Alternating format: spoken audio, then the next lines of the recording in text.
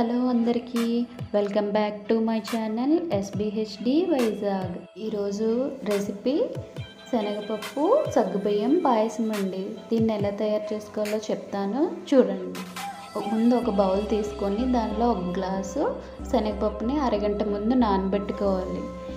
మరో బౌల్ తీసుకొని దానిలో కూడా హాఫ్ గ్లాసు సగ్గుబియ్యాన్ని అరగంట ముందు సేమ్ టైమే నానబెట్టుకొని పక్కన పెట్టుకోవాలి.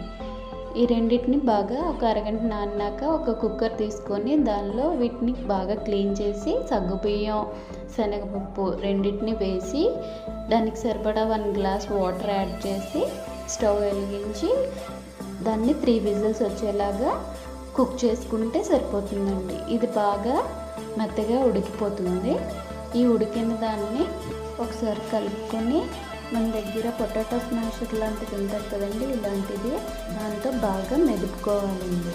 కొంచెం గింజల్లా లేకుండా కాస్త మెత్తగా మెదుపుకుంటే మనకి కన్సిస్టెన్సీలోకి వస్తుంది. అప్పుడు స్మూత్గా తిన్నప్పుడు చాలా నీట్గా ఉంటుందండి.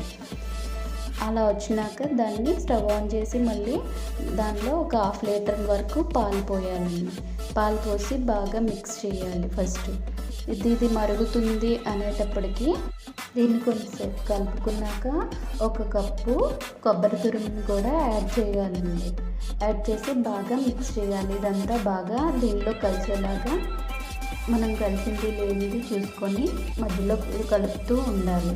ఇలా కలిపినాక ఇది ఉడుకుతుంది అనేటప్పటికి మనకి టేస్ట్కి తగ్గ బెల్లాన్ని కూడా ఇందులో యాడ్ చేసుకొని దాన్ని కూడా అడుగు పట్టకుండా ఉండేలా చూసుకొని మధ్య మధ్యలో కలుపుతూనే ఉండాలి. ఎంత బాగా కలిపితే బెల్లం కూడా అంత బాగా వస్తుంది. నెక్స్ట్ ఇందులోనే ఒక చిటికెడు పచ్చికర్పూరాన్ని యాడ్ చేయాలి.